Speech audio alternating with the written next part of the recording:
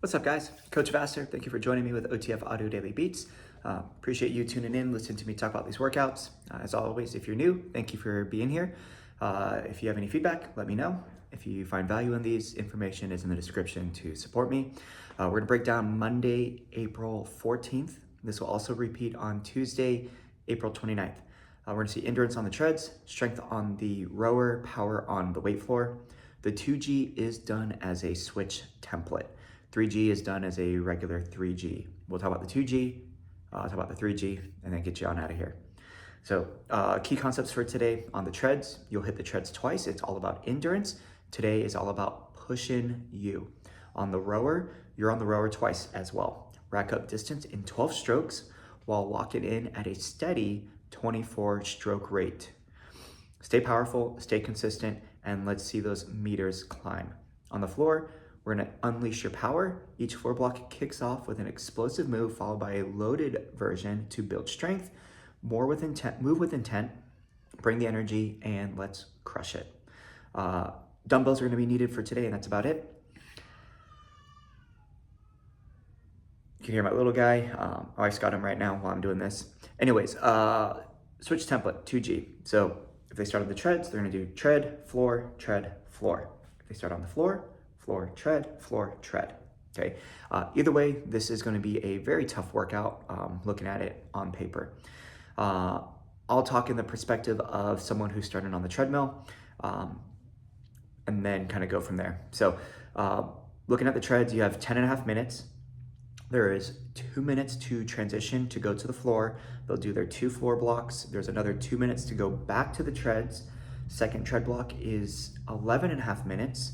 And then once again, 2 minutes to go back to the floor, get them set up for that next floor block, and then go through the floor and then the final row block as well. Talking specifically to the treadmills right now. Block 1, 10.5 minutes. We're gonna see 3 rounds of a 90-second push, 90-second base. After the third round, you finish with a 1-minute push into a 30-second all out. So still 90 seconds, but bump it up for the final 30. The goal today is to maintain push intensity and lower base as needed to make sure heart rate trends towards the green zone between these push efforts. So good way to kind of set people up today, especially for the first block. You know, if they want to be aggressive, they could, but honestly, middle of the road is going to be great. So we could see those small ebbs and flows as they kind of dip up and then back down into that green. If people have to really sacrifice their base substantially, that push might be too aggressive. That's just my opinion.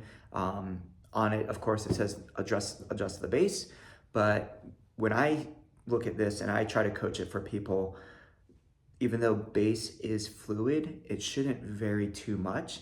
And what I mean by that is, like, let's say if your base is normally 6 miles an hour, but then today your base is now 3.5 miles per hour.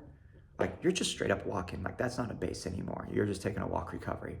That's probably a sign that your push was too intense for you today. That's just me. You know, it's my opinion. Don't take it for gospel or anything. Please don't. But just, you know, that's a honest conversation to have with some of your members who tend to go a little too hard in the paint on certain times and they don't rein it in. Anyways, get on a little off tangent here. Power walkers, they're gonna start at a 6% incline. Joggers and runners, I would keep them right in the middle, maybe 1.5 over their base at most. Bikes and striders, slap on 3 gears over base, keep it there, keep those RPMs over 60. If they do it right, they should definitely hit like a high green, maybe dip into that orange, somewhere between 45 seconds to a minute into that first push. And then they will stay elevated as they go down to base. And then probably during the first 30 seconds or so of base, they'll still be in that orange. And then during that, the back half minute of that base is when we should see it start to dip down. Now, keep in mind, the goal is to trend towards the green, not necessarily get to the green. So one thing you could draw attention to is see where their top beats per minute are, and then let's see if we can get their heart rate lower beats per minute at the end of that base. Doesn't mean it has to change color, but at least maybe 3 to 5 beats per minute lower. So if they were like at 170, can we see 165? And that's good because that means the heart rate's coming down. They are getting that recovery in that base effort. But 3 rounds of this, the goal is to maintain that push throughout. And that's also why if it is aggressive, they might have to drop their base to make sure that heart rate starts to trend down if their push was aggressive. We'll talk about the weight floor next later on. Let's go back to the treads for block 2. This time it's 4 rounds of a 1-minute push, 90-second base.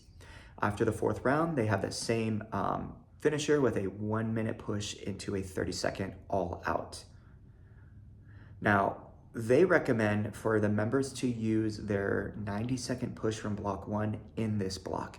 And there's 2 reasons. 1, there's an extra round, but 2, there was that 10 minutes on the weight floor that they just did. So they are gonna be fatigued, which means trying to increase that push for that minute is gonna be tough to do and hard to sustain. So maintaining that effort from block 1 is a great thing for them to do, even though they're only going for a minute at a time.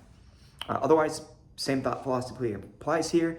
By the end of that 1-minute push, heart rate's gone up about 10 to 15 seconds into their base. It's probably peaked as high as it's gonna get before it starts to come back down. So see where that heart rate is. And then before they go into that next push, check in, see where that heart rate is now at the end of the base. And hopefully they saw that heart rate trend downward. If not, on that next base, let's pull back on that speed. And there we go. That's the tread side. Now let's talk about the weight floor. So on the floor, it's gonna be 2 blocks during that 1 long tread block. Block 1 is a 4.5-minute power block on the floor, explode, then load. We're gonna see speed skaters for power paired up with alternating lateral lunges. Both movements are 8 total reps, so 4 per side. Be explosive on that lateral lunge, and then we load it up with the dumbbell for that alternating lateral lunge. 2 dumbbells, 1 on either side, as you frame the knee as they step out. For that speed skater, if plyometric movements are not happening today, you could have them do like a tempo body weight lateral lunge. So go down slow, explode up fast, hit the other side, and then do that with weight to get that still explode load mechanics. You could regress it even further by doing tempo lateral shifts into a weighted goblet lateral shift as a way to mix it up that way. That's gonna be those first 2 movements, they rest, and then low plank hip rocks, 8 total. Honestly, enough time, 4.5 minutes, 2 rounds, maybe 3, if that, okay? The next block is gonna be done over at the rower, and you want them to grab weights and bring them with them. They're gonna be doing a combo dumbbell exercise. We're gonna see a front raise into an upright row. So they're gonna hit, anterior deltoid into posterior and medial. Pick a weight from that front raise. This is the one where it doesn't have to be super heavy because this going out. Now, as an option, they could do like an uppercut. They also mentioned bent lateral raises as an alternative too. Then they're gonna do a 12-stroke push row, 24 strokes per minute. Guess what? The math works out. This is 30 seconds of rowing. Each stroke should take about 2.5 seconds. So truly 1 count back, 2 counts forward. They should get around, 100 to 120-ish meters, and then that carryover keeps going. I would have them check their distance when they finish their dumbbell exercise on the 2nd round. So they do their movement, they get on the rower, they do their 12 strokes, they rack their handle, they rest, they stand back up, they do their movement, they sit back down. Now check your distance. Can we beat that on your next 12 strokes plus that carryover? Okay. Biggest thing here is people obviously hear 12 and they just go way too fast and they don't let the water do the work for them, because we want that water to feel heavy at the beginning of each stroke, and that means it has to slow down. So if they have a very high stroke rate, they don't get that opportunity to let the water slow down and build up that natural resistance that they have to then fight against to help build strength, okay? The 2nd floor block. So this is after they've done the treads and they come back. Now we're gonna see for explode and load, 90-degree pop squats paired up with the goblet alternate and transfer squat. For that 90-degree pop squat, they could do a body weight alternate and step out squat with power. So they'll step out, slowly lower down, drive up quick, bring their feet in, and then do the other side. And then for the goblet transfer squat, I try to paint a picture of a circle on the floor or like a clock. They stand at 12, and then they're gonna step around the clock to 3 p.m. as they open up their hips and sit back into it. They come back up, and then they go to 9 p.m. The other way I've done this is if you have the benches out, use your bench as like a visual aid. So you stand at the front of the bench, you have to step around the corner. So you can't step through the bench, you step around it and then drop down into that squat. They mentioned the cue of screwing your feet in, open up your hips. And also that goblet position is gonna pull them forward, so it does require a lot of recruitment through the midline. So draw in that belly button, hips sit down and back as they try to stay upright as much as possible. That's gonna be then paired up with the lean back and twist core movement. So as they lean back, they twist, they come back to the center, and then the other side. So they are gonna work a little bit of like the obliques and the transverse abdominis with that movement. The second row block is set up the same way as the first one, so it's still 12 strokes, but now they're gonna do a bicep curl to hammer curl. In total, it's 12 curls. Obviously, people could hammer curl much more than they could bicep curl, so pick a bicep curl weight that they could do 12 reps for, and then they're just gonna do a bicep curl, hammer curl, that's one, they have 6 of those. But with the idea of doing 12, it should be a good weight for them.